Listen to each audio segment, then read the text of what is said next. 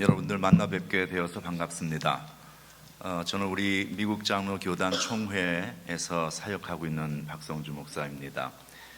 주 목사님 아까 저를 소개하시면서 이제 잘 혼란스러워하셨습니다만은 저희 총회는 6개의 기관이 있습니다. 그 기관 가운데 하나가 투자융자국이라고 이름이 붙어 있습니다. 그래서 그곳에서 제가 우리 교단에 속해 있는 약 한 370여 개의 한국 교회 전체를 담당하고 있고, 또 서부, 중부, 동부에 있는 한 20개의 미국 노회와 교회들을 담당을 하고 있습니다. 그래서 이번에 이렇게 이 지역에 와서 사람들 만나는 가운데 또 귀한 교회 강단에 와서 말씀을 전할 수 있게 된 것을 감사하게 생각합니다.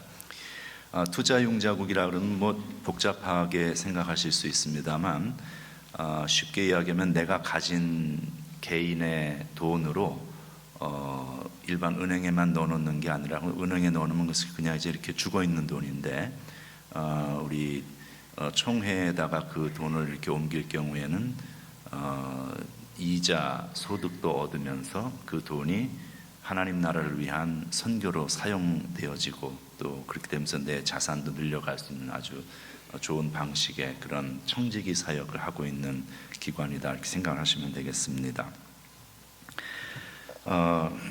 우리 얼마 전에 저에게 보내준 카톡을 잠깐 읽겠습니다. 세상에서 가장 어려운 일 2가지가 있는데, 첫 번째는 내 생각을 남의 머리에 넣는 일이고, 두 번째는 남의 돈을 내 주머니에 넣는 일이다. 첫 번째 일을 하는 사람을 선생이라 부르고, 두 번째 일을 하는 사람을 사장이라 부른다. 그리고 이 어려운 2가지 일을 한 번에 해치우는 사람을 아내라 부른다. 그러므로 선생에게 대드는 것은 배우기 싫다는 말이고, 사장에게 대드는 것은 돈 벌기 싫다는 말이며, 아내에게 대드는 것은 살기 싫다는 말이다. 그래서 우리가 두 여자의 말만 잘 들으면 인생의 길을 잃지 않을 수 있다 얘기하는지, 하나는 내비게이션에서 나오는 여자의 말을 잘 들어야 하고, 또 하나는 이제 아내의 말을 잘 들어야 된다, 이렇게 얘기합니다만, 성도는 하나님의 음성을 잘 들을 수 있어야 합니다. 오늘 설교자 한 사람을 통해서 여러분에게 하나님의 말씀이 전달이 되지만, 여러분 각자에게 말씀하시는 성령님의 음성을 잘 들을 수 있는 축복된 귀를 가진 이 아침 되시길 주의 이름으로 축원합니다. 우리 한국 사회는 뿌리를 중요시 여깁니다. 어느 학교를 나왔느냐, 또 어느 집안의 자손이냐, 이런 뿌리를 중요시 여기죠. 근데 그 교회도 마찬가지입니다. 애나하임 한인 장로교회가 속한 교단은 미국 장로 교단입니다. 그런데 우리 이제 대부분의 한인 교인들은 교단에 대해서 별로 관심이 없습니다. 교단이라는 것은 무엇인가 하면 큰 교회입니다. 이 애나하임 장로 교회는 이제 로컬 처치, 이 지역에서 이렇게 모이고 있지만, 이런 교회들이 미국 전역에 딱 터져서 있는 그 모든 우리 교단 속의 집합체의 큰 교회를 우리가 교단이다, 이렇게 이제 부르는 것이죠. 근데 이제 한인 이민자들은 교회를 선택할 때에 교단은 거의 신경을 쓰지 않습니다. 그 교회가 어떤 교회냐, 목사님이 어떤 분이고, 또 교회가 얼마나 좋은 패실리티를 가지고 있고, 또 교육 프로그램은 하여간 여러 가지 그 교회가 가지고 있는 요건을 이제 보면서 교회를 선택을 합니다만, 우리가 속해 있는 이 교단에 대해서 여러분들이 좀 바른 인식을 가지게 되면 훨씬 자부심을 가지고 신앙생활을 할 수가 있습니다. 그래서 오늘은 우리가 그 이야기, 특별히 우리 한국 기독교 역사 속에 나타나는 미국 장로 교단, 우리가 속한 우리의 교단이죠. 우리 교단의 역할이 어떤 것이었는가 하는 것들을 좀 함께 생각을 해보고자 합니다. 우리가 미국에서 소수 인종으로 살고 있지만, 미국에 살면서 한국인이라고 말하는 것을 부끄러워하지 않습니다. 여러분들 가운데는 아마 미국에 오신 지 꽤 오래되신 분들도 계실 거예요. 한 3, 40년 전만 하더라도 한국이라면 그렇게 잘 몰랐습니다. 특별히 뭐 저는 목회를 하느라고 미국 남부에도 가 있었고 이렇게 돌아다녔는데 조지아 같은 데 가면은 코리아가 어디 붙어 있는 나라인지도 몰랐습니다. 몇십 년 전만 하더라도. 그런데 지금은 우리가 한국 사람이다라고 하는 것을 전혀 부끄러워하지 않고, 우리 애들도 어렸을 때 보면은 저 남쪽에서 살 때에는 지 엄마가 도시락을 한국 도시락 같은 거 젓가락이랑 싸주면 아주 질색을 했어요, 애들이.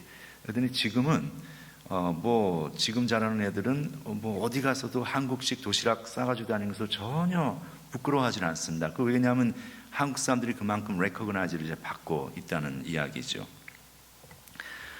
우리가 미국에 살면서 한국 사람이다라고 이야기하는 것을 부끄러워하지 않는 이유는 아주 간단합니다. 그것은 우리 조국인 한국이 잘 살기 때문입니다. 그렇죠? 우리가 뭐 가난하고 못 살고 이러면 굳이 어디 가서 내 한국 사람이라는 얘기 하고 싶지가 않은데, 이건 뭐 아주 우리가 이제는 잘 살죠. 그래서 지금 2024년도에 한국의 경제 지표가 조금은 내려왔습니다. 이제 그 전에 한 10위권에 있었는데 지금 이제 13위권. 그렇지만 뭐 하여간 다 12, 13위 뭐 그 어간에 우리가 있습니다. UN 회원국이 현재 193개국입니다. 근데 그 나라 가운데 미국이 비자 없이 미국에 들어와도 돼라고 허용해 주는 나라가 40개국이 있습니다. 그 가운데 하나가 대한민국입니다. 그리고 대한민국 여권을 가지고 비자 없이 아무 나라나 갈 수 있는 나라의 숫자가 193개국입니다. 그러니까 스웨덴, 핀란드와 더불어서 세계 2위의 여권 자유도를 가지고 있습니다. 그러니까 그건 무슨 얘기냐면, 다른 나라를 한국 사람이 한국 여권을 가지고 방문할 때 비자 없이 그냥 들어와도 됩니다라고 하는 이야기는 뭐냐면, 당신들은 잘 사는 나라 사람이니까 우리나라 와서 주저앉지 않을 거라는 걸 우리가 압니다. 그런 얘기예요. 그러니까 잘 사니까 대접을 받는 것이죠. 근데 우리가 이렇게 잘 사는 나라가 된 것이 그렇게 오랜 시간은 아닙니다. 아주 최근의 일입니다. 우리가 이제 대한민국 뭐 한국 얘기하면 5,000년 뭐 역사 우리가 목에 힘을 주고 이야기한다면, 사실은 솔직하게 우리끼리 얘기지만 5,000년이라는 건요, 그거 다 가난과 질고의 역사였습니다. 우리는 잘 살아본 적이 없습니다. 5,000년 뭐 말로 그냥 하는 소리지. 조선이 문을 닫고 1897년부터 시작된 나라가 개업을 했는데, 고종이라는 사람이 그게 그 나라가 대한제국이라는 나라였습니다. 근데 조선이라는 나라는 뭐 2조 500년 얘기하면 얼마나 한심한, 이건 나라라고도 이야기할 수가 없는 그런 인구의 50% 이상이 다 노비였습니다. 그러니까 우리가 지금 조선시대에 산다면 우리 가운데 한 절반은 노비예요. 그러니까 먹을 것도 없고 사람 대접도 없고, 이게 사회 트라이앵글에 탑 오브 더 트라이앵글에 아주 상위권에 있는 왕족들과 뭐 귀족, 아주 극소수의 양반들만이 그나마 자유를 가지고 사람처럼 살았던, 그들도 다 가난한 건 마찬가지입니다. 우리는 조선이라는 나라를 어떻게 배웠는가 하면 주로 드라마에서 조선이라는 나라를 배웁니다. 그러니까 드라마에서 나오는 조선이라는 나라는 멀쩡해요. 왕도 옷을 좋은 거 입고 있고 왕비들 귀족들 보면 근사해. 전부 거짓말입니다. 그거는 극화를 위해서 만들어낸 이야기들이지, 우리는 절대 2조 500년을 그렇게 잘 사는 나라가 아니었습니다.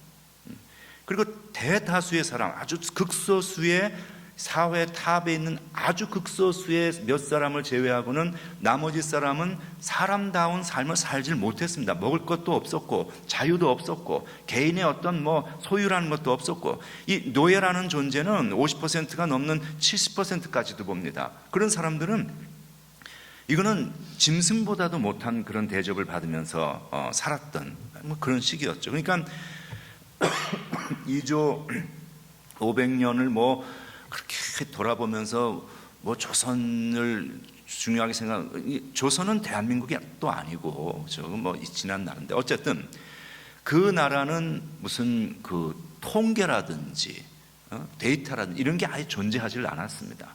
인구가 몇 명인지도 몰랐고, 그러니까 그런 게 전혀 없었는데, 그 조선이 문을 닫고 고종, 일본의 나라를 넘긴 사람은 사실은 고종입니다.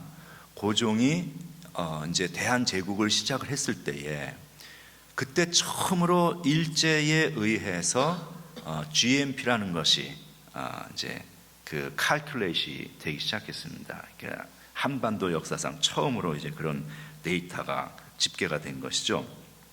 국민 총생산이 집계되었을 때, 그때 조선이 문 닫고 대한제국이 시작되니까 뭐 같은 나라죠. 이제 이름만 바뀐 것이죠. 그 당시에 한반도에 있던 그 나라의 GNP 국민 총생산이 얼마였냐면 7불이었습니다.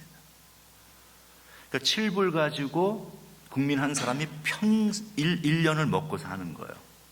근데 그것도 아까 얘기했듯이, 그러면 이분하게 7불 가지고 나눠가지고 그거 아니잖아요.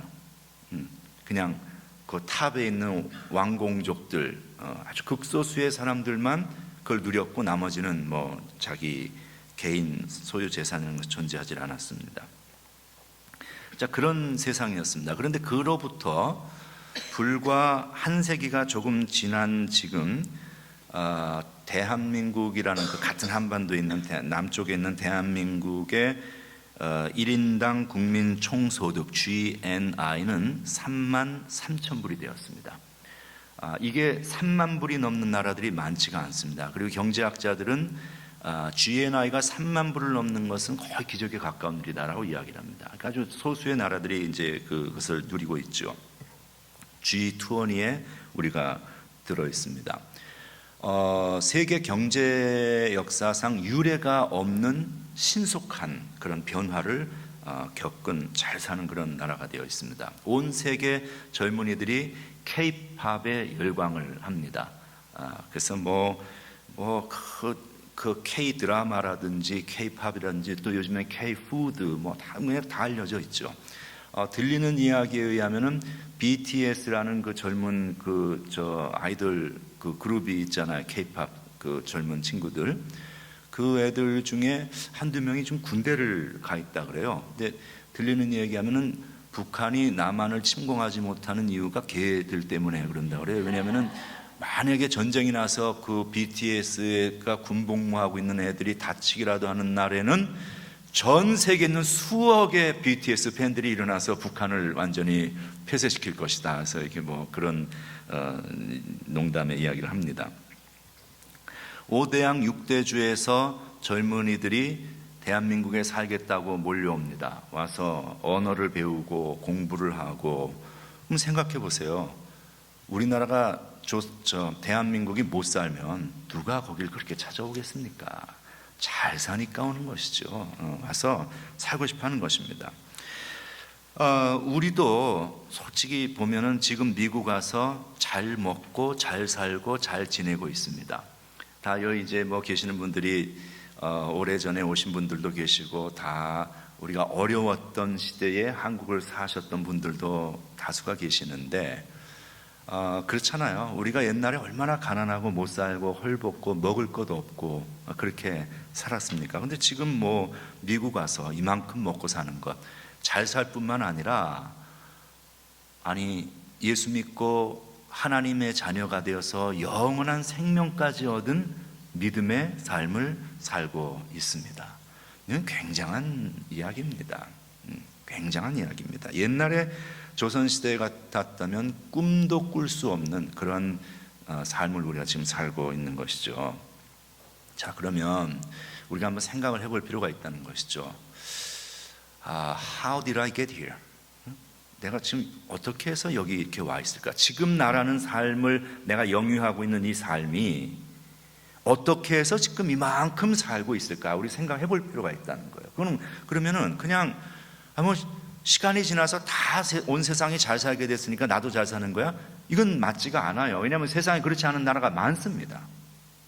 우리는 미국이라는 나라가 이 풍요로운 곳에서 살고 있기 때문에 이게 당연한 것으로 생각합니다만, 여전히 세상에는 먹을 것이 없고 마실 수 있는 물이 없고 진료받을 수 있는 의료 시설이 없고 삶의 인간으로서의 기본 인권을 누리지 못하는 사람들이 대다수입니다. 우리는 이곳에 와서 지금 이렇게 잘 먹고 잘 살고 신앙생활을 하면서 살고 있는 이 이유가 무엇일까? 그럼 우리 이제 크리스찬들이니까 답은 그냥 쉽고 간단하죠. 하나님의 은혜입니다. 그러죠? 그런데 하나님의 은혜입니다 그러면 이게 뭐가 안 와닿아. 우리가 습관적으로 쓰는 말이긴 합니다만 이게 구체적으로 하나님의 은혜라는 게 뭔지 구체적으로 다가오질 않는다는 것이죠. 그런데 우리가 한번 가만 생각해 보세요. 우리 모두가 하나님의 은혜를 받았습니까? 하나님의 은혜를 다 받아서 이만큼 사는 거예요. 맞잖아요. 하나님 은혜 때문에 이만큼 건강하고 하나님 은혜로 이만큼 자유로운 나라에서 이렇게 잘 살고 있는 다 하나님의 은혜예요. 그런데 하나님의 은혜라는 것은 추상적인 것이 아니고요, 언제나 사람이라는 매체를 통해서 우리에게 전달이 되어 옵니다. 가만히 생각해 보면 모든 하나님의 은혜는 사람을 통해서 우리에게 주어졌어요. 내가 태어났을 때에도 부모라는 존재가 있어서 그 부모라는 인간 매체를 통해서 내가 먹을 수 있었고 또 교육받을 수 있었고 선생님들이 있어서 교육받고 친구들이 있어서 도움받고 또 함께 일할 수 있는 직장에 모든 사람들이 있어서 일할 수 있고 이 사회라는 것이 있어서 내가 이 사회에 있는 모든 혜택을 누리면서 살 수 있는, 가만히 생각해보면 이게 다 하나님의 은혜인데 내가 만들어낸 것이 아니라 누군가 나와 더불어 이 세상을 살아가는 세상 사람들로 인해서 나에게 주어지는 그 하나님의 은혜를 내가 누리고 있다는 것이죠. 맞죠? 오늘 우리가 내 입에 들어갔던 한 그릇의 음식을 만드는 것도 나는 내가 한 것은 아무것도 없습니다.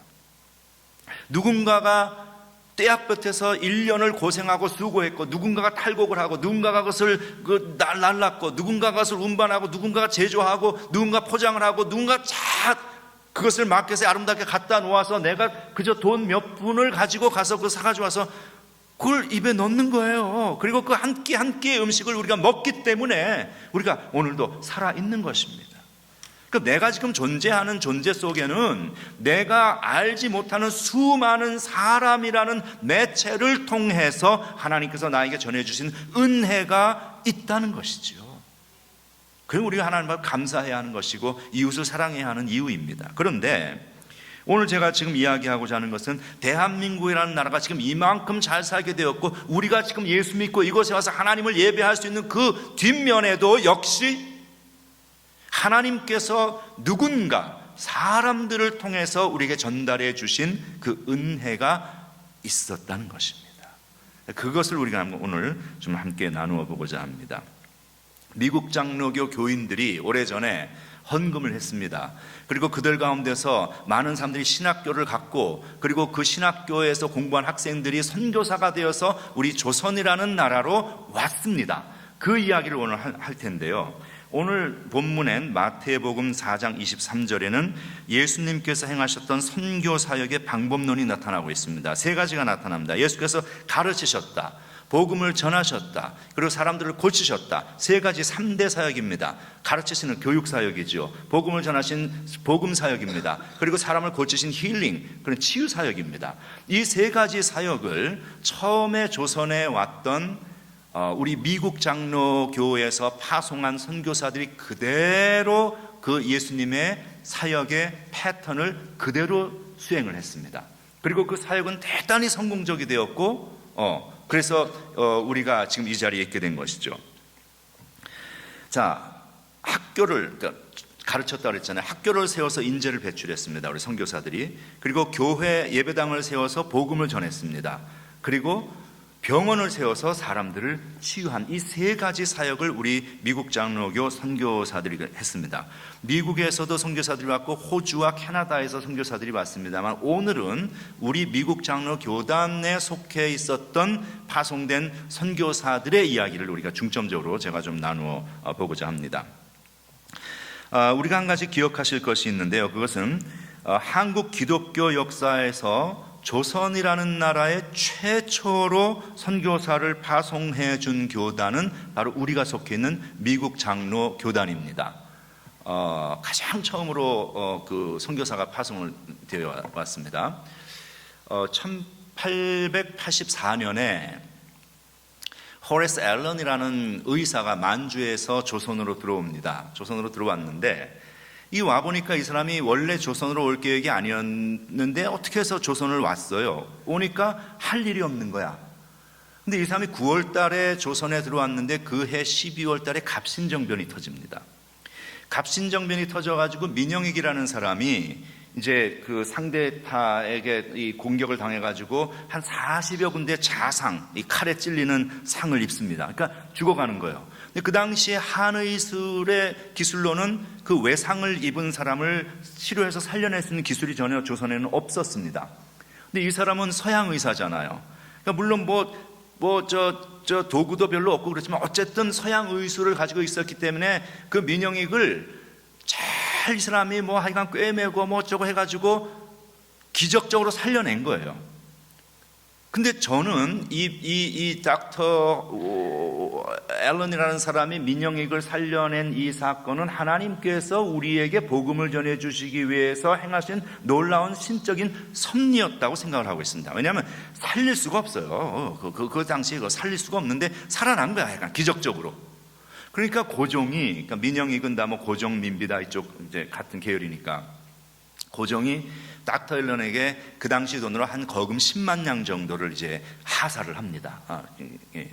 그래서 그 돈을 가지고 닥터 앨런이 우리 그 조선 역사상 최초의 서양식 병원을 개원을 합니다. 그 병원의 이름이 광해원이고 나중에 그 병원이 제중원으로 이름을 바꾸고 그 제중원이 지금의 세브란스라는 병원이 됩니다. 거기서 이 시초가 시작이 된 것이죠. 그리고 이제 그 다음 해인 1885년 4월 5일이 부활절이었는데 그 부활절 아침에 호레스 언더우드라는 영국 출신의 우리 미국 장로교 파송 최초의 목사로서의 선교사, 조금 아까 그 호레스 앨런이라는 사람은 목사가 아니고 의사였어요. 우리 교단 파송이에요. 지금 전부 다 제가 얘기하는 사람은. 그 다음에 이제 목사로서의 최초의 선교사가 이제 조선에 입국을 합니다. 그 다음에 85년도 1885년. 이분이 와가지고 이제 그 닥터 그 앨런이 만든 제중원 사역을 이제 같이 하면서 교회를 이제 세우기 시작합니다. 학교를 제일 먼저 세웠어요. 최초의 서양식 학교를 야소교 학당, 그 당시에 예수를 야소 불렀어요. 야소교 학당, 언더우드 학당 이렇게 이제 불리웠는데 그 학교를 세워서 학생들에게 복음을 가르치고 그리고 영어를 가르치고 이제 이런 일을 하기 시작했습니다. 그 당시에 문명이라는 것은 존재하지 않았습니다. 아는 선비들이 그저 한자나 좀 아는 정도지 전혀 국제사회가 어떻게 돌아가는 것에 대한 개념도 없었던 그런 시절이었습니다.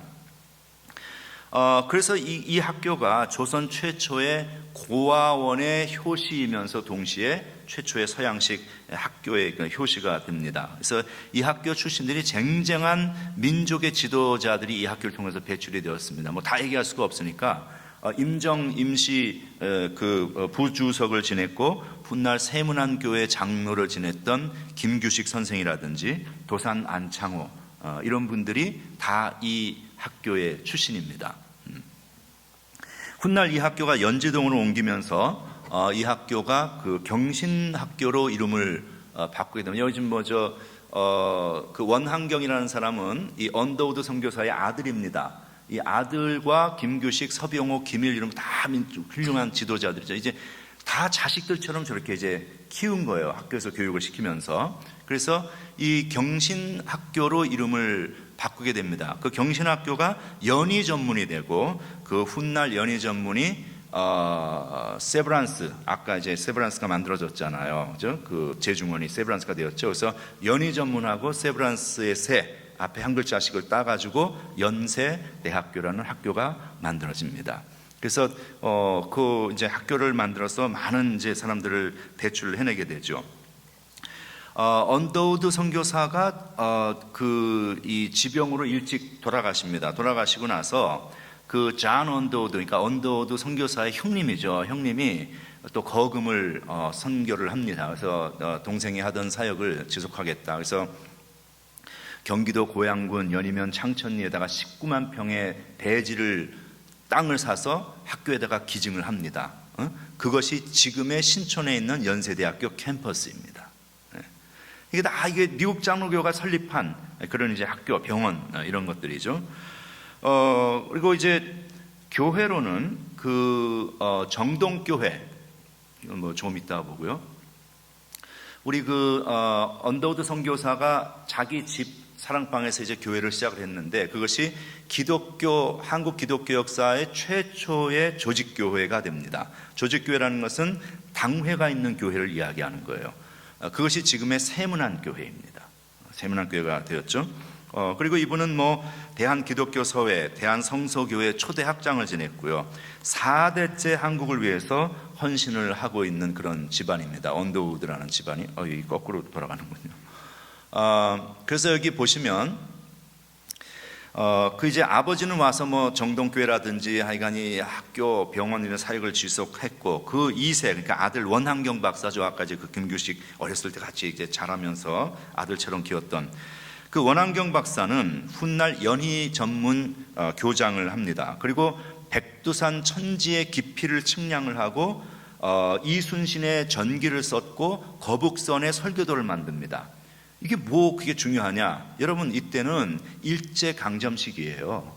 한국 사람들이 눌려가지고 길을 펴지 못하고 있던 우리의 우리의 자랑 이런 게 전혀 없던 그 시기, 그런 그때에 백두산 천지 그러면 우리의 기상이잖아요. 한국 사람들에게는 이순신의 거북선 얼마나 대단한 거예요. 이것을 통해서 한국 사람들에게 어떤 활력을 넣어주고 자부심을 키워주는 그런 일을 했던 것이죠. 우리는 백두산 천지 자랑만 하지 백두산 천지의 깊이가 얼마든지 전혀 관심이 없잖아. 이게 서양 사람이니까 아주 과학적으로 이런 일들을 하면서 우리가 자랑할 수 있는 자긍심을 부는 그런 사역들을 해주었습니다. 죽기 전까지 이순신 장군 전기를 그렇게 쓰다가 돌아가셨고요. 1949년에 공산당에 의해서 그 부인이 피살이 됩니다. 그리고 그 당시 일제 만행을 알리다가 옥고를 치르고 태평양 전쟁 때 추방이 되었다가 해방 후에 다시 한국에 왔고 6.25 참전 중에 사망하십니다. 3세 원희란 박사는 형제 셋이 전부 다 한국전에 6.25 전쟁에 참가를 합니다. 6.25 전쟁 발발 후에 이 양반은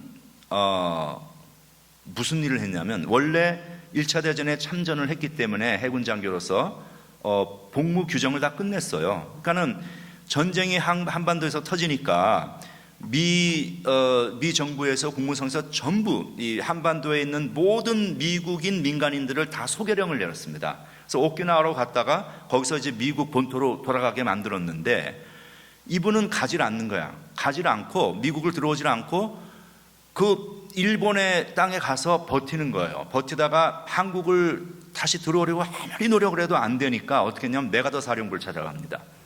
메가더 사령부를 찾아가가지고 방법은 하나밖에 없다. 지금 저희는 전시 상태이기 때문에 한반도 들어갈 수 있는 유일한 방법은 군인의 신분이 되는 거야. 재입대를 해요.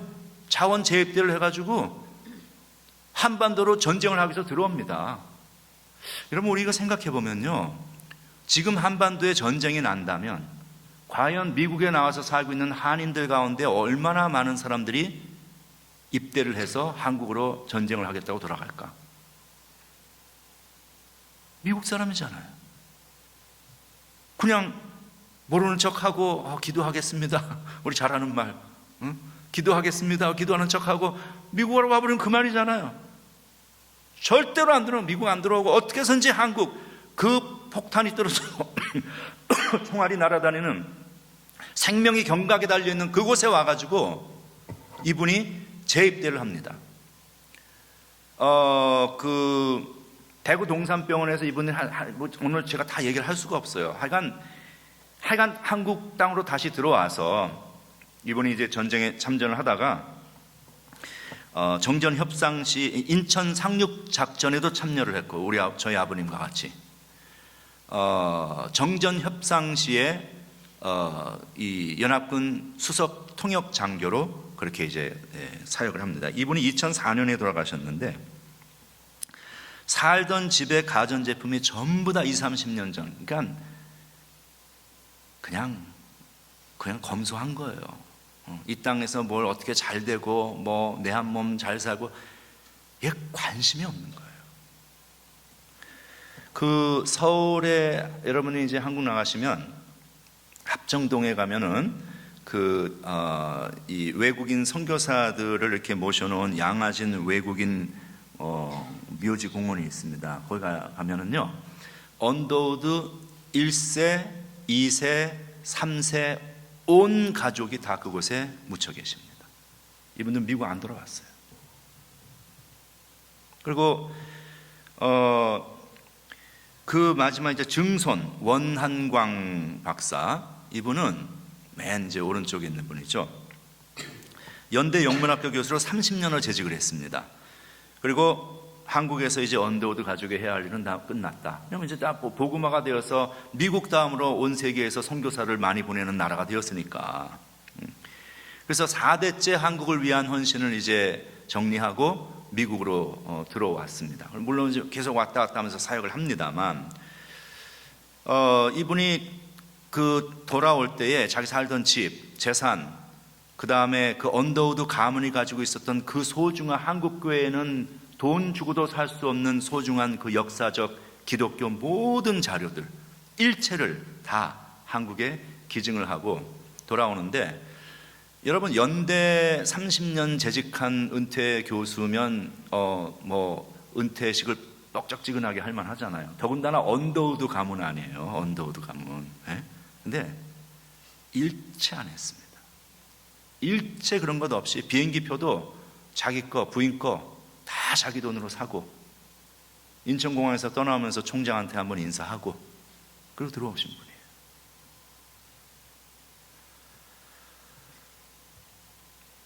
그 외에 선교사들을 조금 더 살펴봅니다. 사무엘 마펫이라는 분인데, 이분은 이제 우리 미국 잔호기는 평양도, 황해도, 경상북도 쪽을 주로 이제 중심으로 해서 경기, 경북 이렇게 이제 사역을 했습니다. 그래서 이분은 이제 우리 한국에 만들어졌던 가장 최초의 신학교가 평양신학교입니다. 그 평양신학교가 지금의 한국에서 가장 대표적인 신학교인 장로의 신학교의 전신입니다. 그걸 이제 설립하신 분이죠. 그리고 거기와 숭실교장을 했습니다. 장대현 교회를 설립했는, 장대현 교회는 뭐냐면 이런 평양 부흥운동이라는 거 많이 들어보셨죠? 그 평양 부흥운동이 일어났던 시발점이 된 교회가 장대현 교회입니다. 거기를 이제 설립하시고 1936년에 일제의 암살 시도를 피해서 잠시 가방 하나 들고 잠깐 피했다가 요거 조금 잠잠해지면 이제 들어와야지 하고 미국으로 잠깐 피신을 하셨어요. 근데 그게 그분이 살아서 한국 땅을 떠난 마지막이 될 줄은 그분은 몰랐습니다. 근데 24살인가 이분이 한국에 들어와가지고 평생을 연세가 드시도록 이제 한국에서 살았는데, 여러분 생각해 보세요. 선교사가 무슨 돈이 있어요? 저분들이 한국 와가지고 무슨 사업해서 돈 벌어가지고 부자 된, 미국을 들어오니까 갈 데가 없는 거라, 집이 없는 거예요. 미국에 평생을 한국에서 선교사하면서 살았는데 갈 데가 어디 있으니까는 이분이 여기서 한 30분 북쪽으로 오면 파사데나 옆에 몬로비아라는 동네가 있는 거 아시죠? 거기에 지인 집에서 어디서 살았냐면, 천천히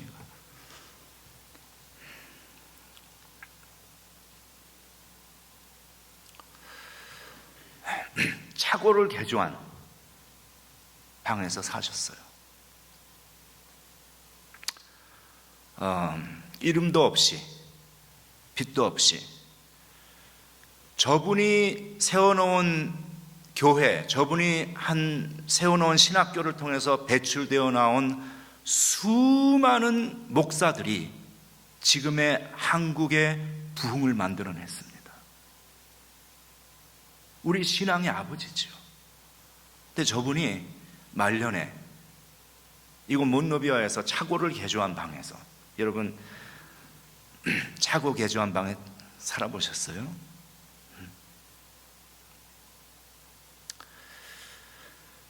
어쨌든 뭐 그렇게 사시다가 이제 돌아가시는데, 이분이 이제 1939년에 10월 24일 날 돌아가시면서 나를 한국 땅에 묻어달라, 그 유언을 남기고 돌아가셨어요. 근데 이제 그분이 갈 수가 없으니까 먼너비아에 있는 공동묘지에 그냥 이름도 없이 그냥 묻혀 계셨어요. 한국교회 전혀 돌아보지 않았습니다. 이분 전혀 관심 없었어. 우리 부흥하고 교회 커지고 와 우리 잘 되네 이거 이야기하면서 우리에게 복음을 가져다 주고 목자를 수많은 사람을 배출시키고 수많은 교회를 세웠던 이분이 어떻게 쓸쓸한 말년을 가난하게 살다가 돌아가셨는지, 어디에 묻혀 계시는지 전혀 관심 없었어요. 이게 우리가 우리 뿌리에 대한 관심이 없기 때문에 그렇습니다. 여러분, 신앙생활 하면서 그러다가 나중에야 와서 2006년에 장신대 총장이 와서 몬로비아에서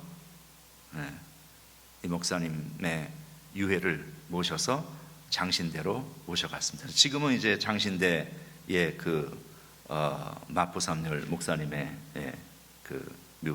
묘지가 있습니다. 윌리엄 베어드, 이분은 이제 숭실을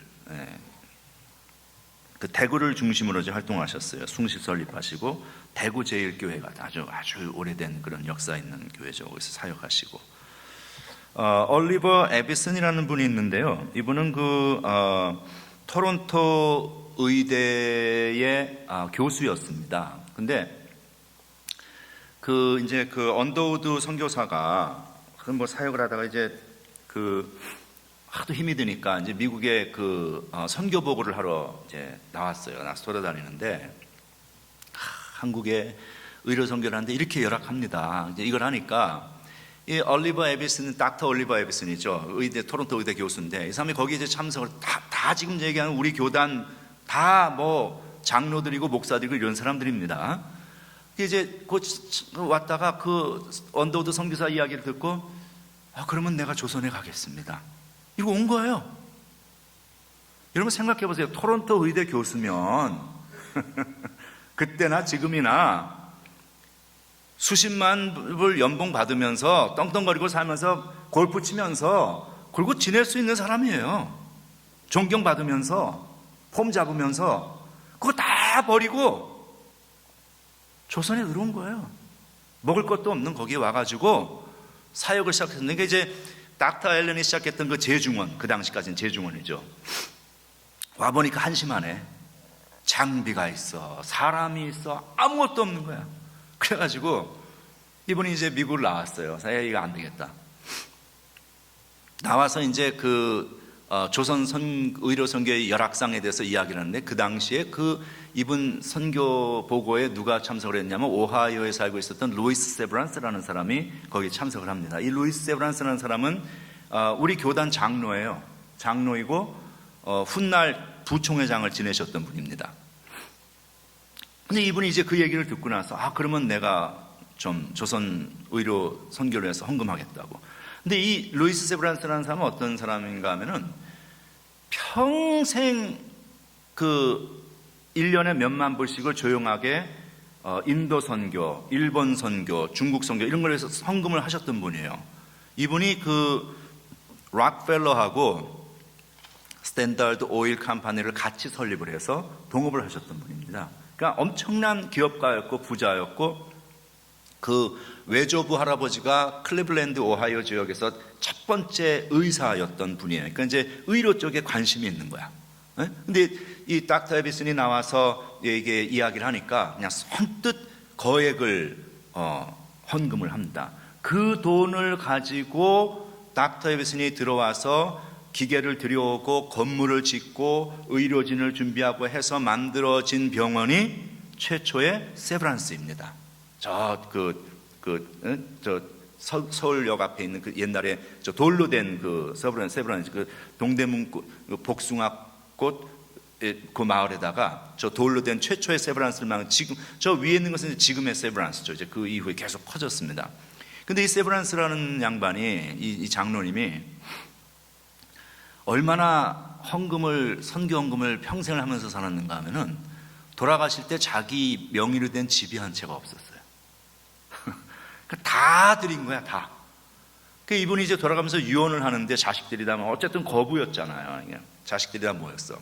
그럼 이제 거부가 죽을 때, 그럴 때는 어떻습니까? 야, 너는 저쪽에 강남의 빌딩, 뭐 어디에 또 뭐 땅, 뭐 이게 할 거 아니에요. 이분은 종이를 이렇게 꼬겁게 자기가 접은 종이를 주는 거예요. 야, 이게 이제 유언이야. 유언이 뭐냐면, 얘들아, 내가 기부하기로 작정을 하고 다 못하고 간다. 그러니까 남은 것은 너희들이 하거라. 이것이 이분의 유언이었어요. 그런데 평생을 그렇게 해서 자기 전 재산을 다 하나님 나라를 위해서 헌신하고 선교를 했던 이분이 그리고 돌아가시는데 그 자식들이 좀 원망을 할 만도 하잖아요.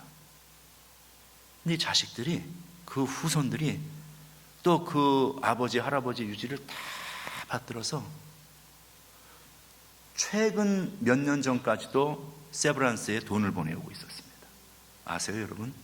여러분 혹시 한국 나가셔서 뭐 검진도 받고 뭐 세브란스 뭐 하시고 또 혹시 여러분들 가족들이나 친지들 가운데 뭐 다니시는 분 있을 거 아니에요? 이제는 우리가 너무 잘 사니까 이제 그만하셔도 된다. 그래서 이제는 끊었지만 불과 몇 년 전까지도 이 가족이 세브란스에 돈 보내오고 있었어요.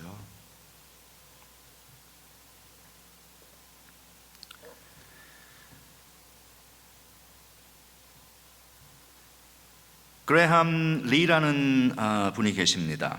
그레함 리라는 분은 그 평양 부흥운동이 일어났던 장대현 교회의 목사입니다. 저 사진은 평양 부흥운동이 일어나던 시대의 그 사진, 그레함 리 목사님 가운데 이렇게 서 계시죠. 그리고 이분은 그 길선주 목사님에게 중간에 계신 분 길선주, 그 가운데 갓 쓰고 있는 분이 길선주 목사님이에요. 그러니까 최초의 평양신학교 졸업생 중에 한 명입니다. 길선주 목사가. 그리고 이분은 새벽기도라는 걸 우리 한국교회에 만들어내신 분입니다. 그래서 우리 목사들에게, 한국 목사들에게 죽는 날까지 고통을 안겨주시는 그런 농담인데 안 오시면 제가 이게 이상해지는 거죠. 저만 나쁜 사람이 되죠. 어쨌든 그런 이제 한국교회 지도자들이 여기 다 배출이 되었어요. 근데 이분은 그레함 리라는 분은 프린스턴을 나온 분이에요. 프린스턴 대학교. 프린스턴 대학을 나오고 맥커믹을 졸업을 했는데 30살에 조선에 입국을 합니다. 한심하죠, 들어와 보니까. 그리고서는 2년 후에 미국에 나와서 결혼을 해서 와이프를 데리고 조선으로 다시 들어옵니다. 그래서 저는 이런 거 읽으면서요, 가슴이 먹먹해지는 게, 야, 이 사람들은 어떤 사람들인가 도대체. 솔직한 얘기로 프린스턴 대학 졸업하고요, 수재예요, 수재. 맥커믹 졸업하고 그러면요, 그냥 막말로 미국에 있으면, 미국에서 목회하면 대형교회 목사 그냥 1순위입니다.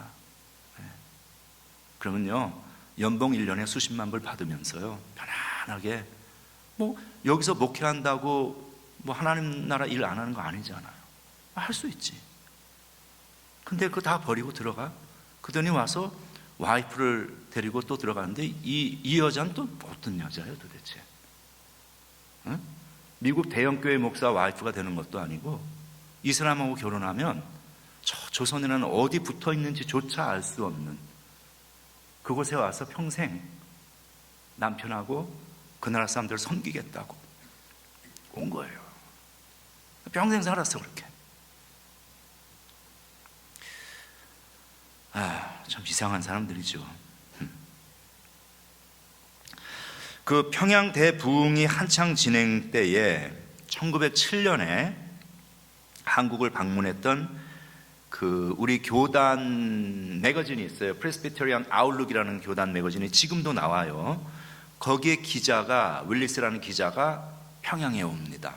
그 취재를 하러. 막 너무 놀라운 일이 벌어지니까. 근데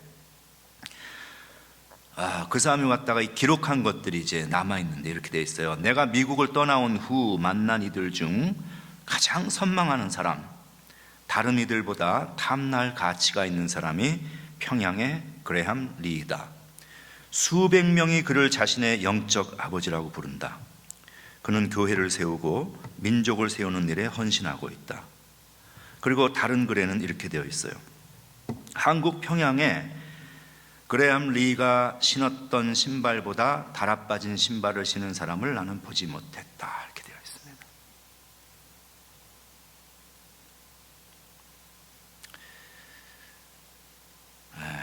우리 미국 살면서 이제 떨어진 신발 신고 사는 적 없잖아요.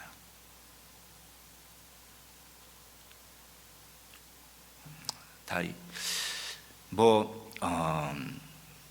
인종은 다르고 다 그래도 다 크리스찬 안에서 다 우리의 선배들입니다. 이분들이 우리 신앙의 아버지이고 다 형님들이고 다 이런데 하여간 저런 분들이 그렇게 하셨어요. 그래서 우리가 지금 여기 있습니다, 여러분.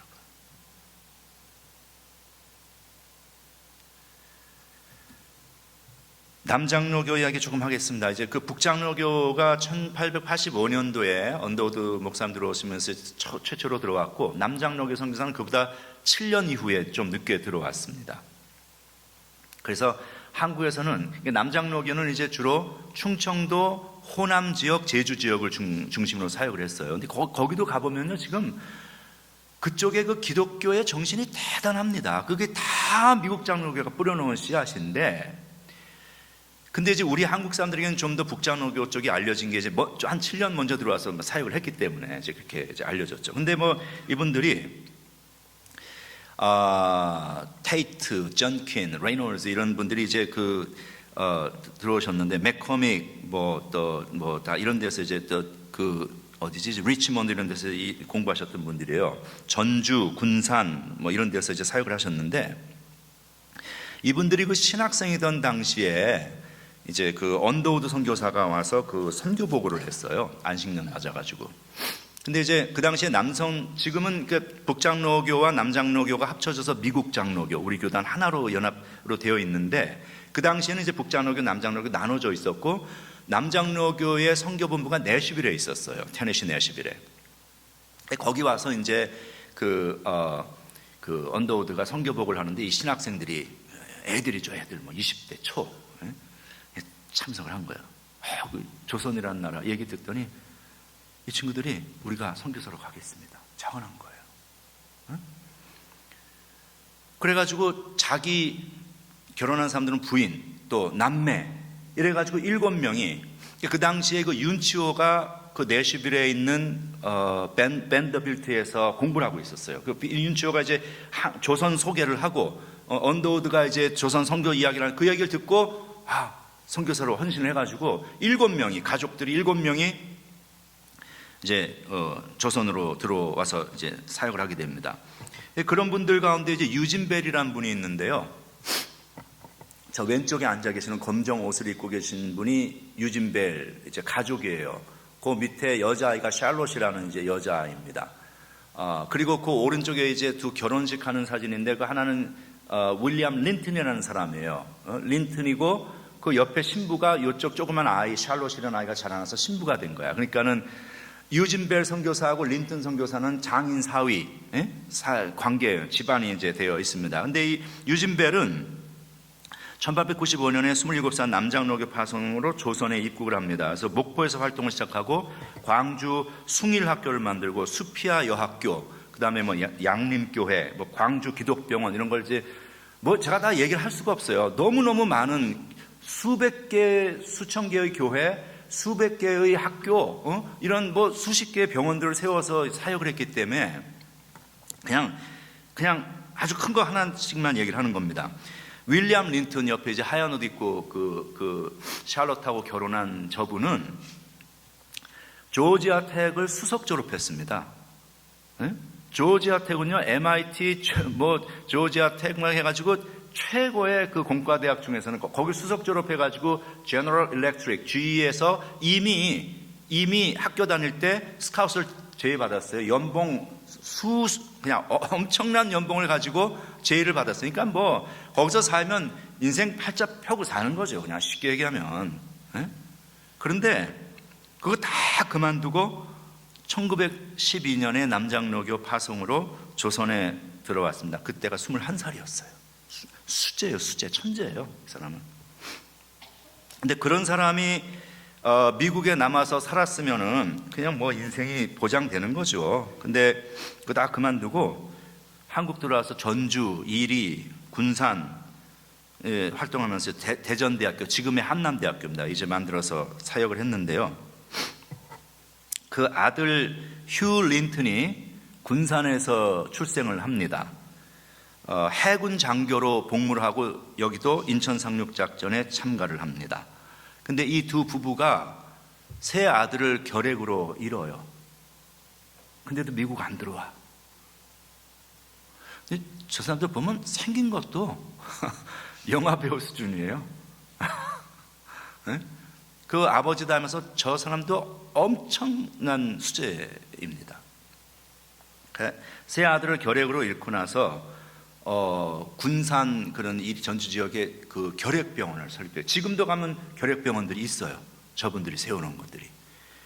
저분의 별명은 군산의 검정고무신입니다. 아까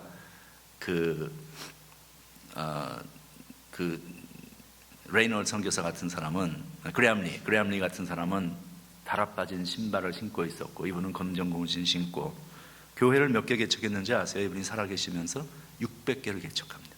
600개. 상상이 돼요, 여러분? 우리 하나도 개척하는 거 평생에 할까 말까 힘든 일인데, 그 3세가 누구냐면은 이 사람들입니다. 아마 얼굴 아시는 분들일 거예요. 그렇죠? 네. 스티븐 린턴, 존 린턴. 스티븐 린턴은 컬럼비아 PhD고, 존 린턴은 저분이 연대 아마 국제의료원의 원장으로 계시다가 약간 그랬습니다. 그 한국식의 그 아버지가 그러니까 좀 아까 이 아버지죠. 이분이 아버지인데, 아버지가 이게 사고가 났는데 이게 차가 없어가지고, 차가 안 와가지고서는 돌아가신 거예요. 치료를 못 받아서. 그래서 한국식 앰뷸런스를 이분이 만듭니다. 해가지고 그 수백 대를 한국에서 지금 운영을 하고 있죠. 제가 저분들 지난번에 오래전에 웨스체스터 교회에서 부목사로 있을 때 이제 그 형님인 스티븐 린턴하고 그 사역을 하는데, 저분이 이제 그 유진벨 재단, 자기가 외할아버지가 되겠죠. 그쪽 이제 그 유진벨 재단 회장으로 있는데, 이제 그 북한에 결핵약 갖다 주고 먹을 거 갖다 주고, 이제 한 김정일 시대였어요. 힘들 때에 우리 교회가 이제 그 사역을 같이 했는데, 딱 온 거예요. 키도 크고 잘생겼어요. 컬럼비아 PhD고. 그러니까 이제 딱 만나니까 저는 좀 얼었지. 영어도 제가 버벅거리는 데다가 이제 미국 사람 딱 보니까는, 그래도 영어로 Hi, how are you? 그러니까는 반갑네. 이러면 이게 완전히 호남말이 한국 사람보다 훨씬 진한 호남말로 그렇게 저하고 이제 한국말로 대화를 이렇게 했던 적이 있습니다. 이분은 다 순천에서 성장을 쭉 했습니다. 그 외에도 많아요. 변요한 목사, 목포, 광수, 순천 사역했던 존 프레스턴 목사님 같은 분들 계시고 그렇습니다. 마지막 이제 우리 서서평 선교사 얘기만 하고 제가 말씀 마치겠습니다. 이분은 독일 출신의 간호사입니다. 남장로교 파송으로 32살에 조선에 옵니다. 돌아가실 때까지 22년간 보리밥에 된장국 먹고 살았습니다. 독일 사람이에요. 여러분, 독일 선교 가서 저 웰치, 지금 잘 사는 독일 아니고, 거기 가서 독일 소세지만 먹으면서 20년 살 수 있어요? 검정 고무신 신고. 왜냐하면 이게 서양 여자라서 체격이 크니까 흰 고무신이 여자 고무신 맞는 게 없는 거예요. 그러니까 남자 검정 고무신 신고. 저 사진은요, 저게 광주에서 아주 아이코닉한 사진입니다. 그러니까 서양 벽 안에 파란 눈에 서양 여자가 처녀야. 평생 제 결혼도 안 하고 살았는데, 검정 고무신, 검정 치마, 흰색 모시 저고리, 그리고 애들을 저 고아 애들을 계속 양육해서 데려다 키웠어요. 저러고 저게 그냥 광주 시민들에게는 그 당시에 그냥 아이코닉한 사진인 거예요. 말을 타고 다니면서 1년에 한 3분의 2 정도를 충청도, 호남, 제주 지역을 말을 타고 다니면서 전도를 평생을 했습니다. 근데 전 그거 생각을 해보면은요, 참 가슴이 또 그런 게, 이 여자네, 여자. 그 당시에 무슨 한국이 위생적인 어떤 무슨 조치가 있었겠어요? 응? 차, 근데 그냥 그러고 사는 거예요. 얼굴도 다르고 먹는 것도 다르고, 진짜 무지하고 무식하고 미개하고, 그런 사람들 와서 예수 복음 전하겠다고. 에휴, 참. 이분이 1921년에 내시빌 선교부에 보낸 편지가 남아있는데요, 이렇게 되어 있어요. 이번 여행에서 500명 넘는 조선 여성을 만났지만 이름을 가진 사람은 10명도 안 됐습니다. 조선 여성들은 돼지 할머니, 개똥엄마, 큰년, 작은년 등으로 불립니다. 남편에게 노예처럼 복종하고 집안일을 도맡아 하면서도 아들을 못 낳는다고 소박맞고 남편의 외도로 쫓겨나고 가난하다는 이유로 팔려다닙니다. 이들에게 이름을 지어주고 한글을 깨우쳐주는 것이 나의 가장 큰 기쁨 중 하나입니다. 이렇게 썼어요.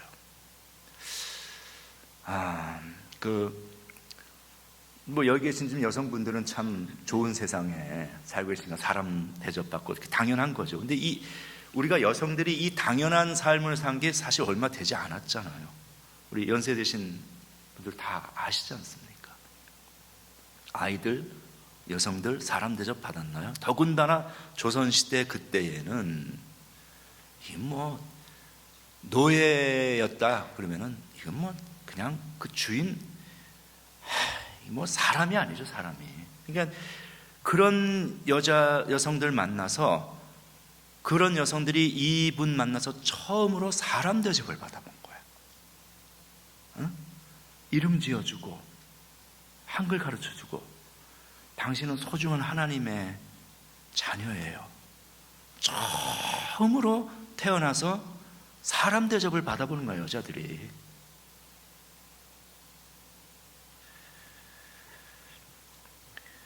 이분이 그 여성학교인 이일학교, 그러니까 지금의 한일장신대 전신입니다. 그리고 이제 간호사 출신이니까 조선간호부 협회를 만들었습니다. 지금의 간호협회 전신입니다.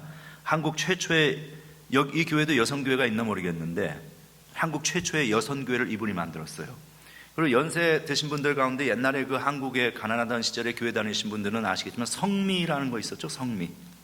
그 당시 목사님들은, 이제 우리 선배 목사님들은 너도 나도 다 돈이 없으니까 목회자 사례가 어디 있어. 그러니까는 그 당시에는 할머니들이 이렇게 밥을 하다가 한 숟가락씩 쌀을 떠 가지고 이제 모아놨다가 그다음에 그 쌀을 교회 가져와서 이렇게 부어놓고 가요. 그러면 그걸로 목사님들이 밥해 먹고 복음 전하면서 다녔던 그 시절, 이 목회자 성미 운동을 처음 시작한 분이 이분입니다.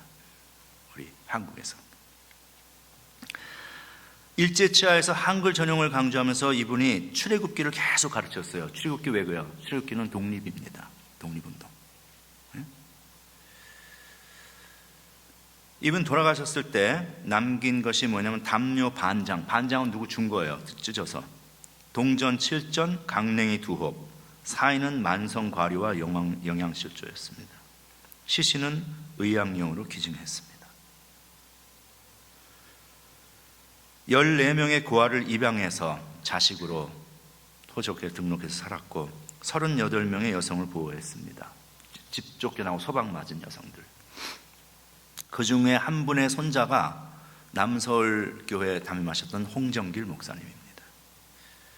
소록도에 가면 한센병 환자 시설이 있는 거 아시죠? 이분이 만들었습니다. 이분이 돌아가셨을 때에 광주 최초의 시민사회장이 치러졌습니다. 우리 한국 역사 속에서. 나 환자들 다 나오고 광주 시민들 다 나와서 어머니를 부르면서 그렇게 오열한. 이런 얘기를 하려면 밤을 새도 다 할 수가 없어요. 짧은 시간에 이제 여러분하고 했습니다만, 이거 다 적어올 수가 없어서 몇 개만 적어온 거예요. 수천 개의 교회를 만들었죠. 정동교회, 지금의 세문안교회죠. 연동교회 종로가, 승동교회, 안동교회, 평양 장대영교회, 연세대학교, 숭실, 계명, 정신, 평양, 지금의 장신, 세브란스, 동산의료원, 전주예수병원, 광주기독병원, YMCA 기독교서회. 여러분 그거 생각해 보면은요, 연대에서 연세대학교 한 곳에서만 3만 명이 배출되어 나옵니다, 해마다. 근데 우리가 생각해 보면요, 한국이 무슨 자원이 있어요, 뭐가 있어요? 그러니까 인력 자체가 없었습니다. 인력이라는 게 배운 인력 자체가 없었어요. 근데 이분들이 학교를 만들어서 사람들을 깨우치기 시작한 거죠. 그리고 복음을 통해서 어떻게 사는 게 사람답게 사는가를 가르쳤고, 병원을 통해서 사람들을 살려냈습니다. 결국은 조선이라는 사람 살 수 없었던 그 열악한 세상이 불과 100년 조금 넘어서 지금의 대한민국이 될 수 있었던 유일한 이유는요, 사람입니다. 사람. 미국 장로교가 조선에 했던, 우리 한국에 했던 일은 사람을 배출한 거예요. 인프라스트럭처. 지금의 대한민국이라는 엄청난 나라를 만들어낼 수 있는 인프라스트럭처를 구축한 것이 사람을 배출하는 일을 통해서 이 일을 해준 것입니다. 미국 장로교회가. 누군가가 이분들이 세웠던 교회를 통해서 목회를 했고, 선교를, 복음을 전하는. 여러분 생각해보면요, 가만히 생각해보면 우리 중에 어느 누구도 내가 태어나면서 내가 예수 믿으면서 태어난 사람 없습니다. 누군가가 나에게 복음을 전했어. 우리 부모님이 될 수도 있고, 우리 목사님이 될 수도 있고, 친구가 될 수도 있고, whoever. 근데 그분들도 다 마찬가지예요. 거슬러 올라가면 저 맨 끝에 누가 있냐면 미국 장로교단이 있는 거예요. 결국은 우리 가운데 단 한 사람도 예외 없이 우리 모두는 미국 장로교단이 뿌려놓은 선교의 씨앗에 맺힌 열매로 이 자리에 있는 것입니다. 우리만이 아니에요. 대한민국을 살고 있는 모든 사람은 교회를 다니든 안 다니든 상관없이 지금의 대한민국이라는 영화를 누리고 있는 것은 미국 장로교단이 뿌려놓은 그 씨앗에 맺힌 열매를 먹고 사는 거예요. 지금 이분들이 만들어 놓은 신학교를 통해서 어떤 젊은 청년이 공부했고, 그 청년이 30대 미국에 가가지고 공부하고 지금의 여러분 교회에 담임 목사가 되어 계십니다. 이 하나님의 섭리가, 여러분 이거 생각해 보면 우리는요 모두가 복음의 빚진 자입니다. 우리 중에 어느 누구도 복음의, 예수님에게 말할 것도 없지만 이렇게 우리 미국 장로교단이 뿌려놓은 씨앗에 맺힌 열매로서 우리는 다 복음의 빚진 자로 지금 사는 거예요. 그러면 예수님 말씀대로 우리 거저 받았으니까 우리도 거저 주어야 되지 않겠어요? 선교해야 하는 거예요. 복음을 나누어야 하는 거예요.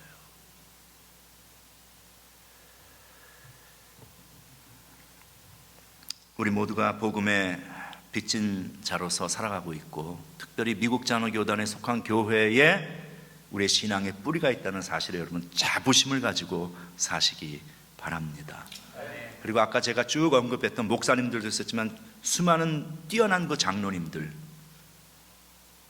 그들의 헌신과 노력으로 우리가 이곳에 지금 있는 것처럼 이곳에 계시는 장로님들, 이곳에 계신 집사님들, 여러분 교인들 모두 다 우리가 사는 시대에 그들이 했던 그런 일, 그 역할 우리도 할 수 있습니다. 그리고 해야 합니다. 그게 맞는 겁니다. 그렇게 해서 우리가 그분들의 이름을 지금 기억하며 하나님 앞에 감사하는 것처럼, 여러분들이 이제 한 100년, 여기도 이제 한 150년 전에 그런 일이 있는데 한 100년, 150년 지나면 우리 아무도 이 자리에 남아있지 않아요. 근데 이걸 아마 영사기로 이렇게 동영상을 만들어서 쫙 찍는다고 했을 때, 지금은 이렇게 여러분들이 이렇게 여기 앉아 계시는데 이게 이제 10년, 20년, 50년, 100년 지나면 이 자리에 인물들이 싹 페이드 어웨이 되고 바뀌는 거야 이제. 그럼 이 자리에 누가 앉아있냐면 여러분의 아들, 딸, 여러분의 손자들이 다 앉아 있을 거예요. 그들이 150년 후에 우리가 이곳에서 함께 모여서 하나님을 예배하고 이렇게 할 수 있는 것은 150년 전에 이 어렵고 힘들었던 그 시기에 여전히 이 교회를 지키고 여전히 이곳에서 기도하고 예배드리며 헌신하고 우리에게 복음의 씨앗을 유산을 물려주신 우리 할머니 할아버지들 때문입니다 라고 고백할 수 있는 그런 신앙의 유산을 남기는 성도가 되시길 주님의 이름으로 축원합니다.